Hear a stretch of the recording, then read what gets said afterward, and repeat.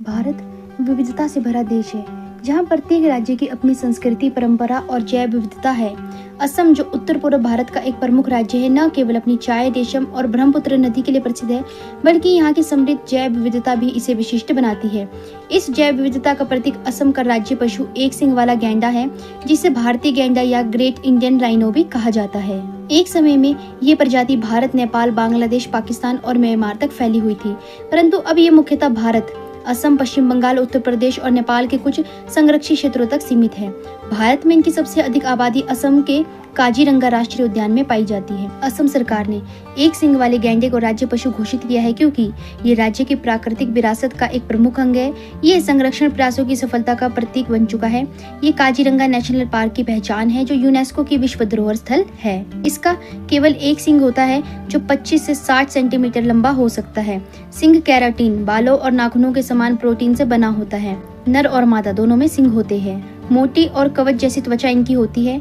शरीर के अलग अलग हिस्सों में मोटे फोल्ड्स होते हैं, जो इसे बख्तरबंद रूप देते हैं। इनकी दृष्टि कमजोर होती है, लेकिन सुनने और सूंघने की शक्ति बहुत तीव्र होती है। एक सींग वाला गैंडा शाकाहारी होता है। घास, जलकुंभी, दलदली पौधे, फल और पेड़ की छाल खाता है। ये अधिकतर अकेला जीवन जीता है। शांत स्वभाव का होता है, लेकिन खतरा महसूस होने पर आक्रामक हो सकता है। प्रजनन काल के समय नर और मादा मिलते हैं। गैंडे पानी से गहरा जुड़ाव रखते हैं।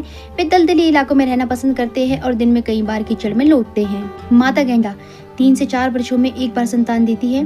गर्भधारण की अवधि लगभग 15 से 16 महीने की होती है।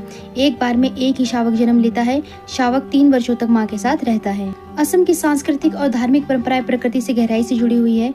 यहाँ के लोक जीवन, जनजाति परंपराओं, तांत्रिक मतों और प्राचीन मान्यताओं में एक सींग वाले गैंडे को देवीय रक्षक और रहस्यमय प्राणी के रूप में प्रतिष्ठा प्राप्त है। पुरानी लोक कथाओं में कहा जाता है कि ब्रह्मपुत्र नदी की पूर्व धाराओं में एक समय एक राक्षस ने अपना डेरा जमा लिया था, जो गांव के बच्चों और मवेशियों को खा जाता था। लोगों ने देवी कामाख्या से प्रार्थना की, तब देवी ने पृथ्वी के गर्भ से एक दिव्य प्राणी को उत्पन्न किया, जो एक सींग वाला गैंडा है। ये गैंडा गंधर्व गैंडा कहा गया, क्योंकि उसका शरीर सुगंधित जल से युक्त था और वह कीचड़ में नहीं लौटता था। उसने उस राक्षस से युद्ध किया और उसे ब्रह्मपुत्र की लहरों में बहा दिया।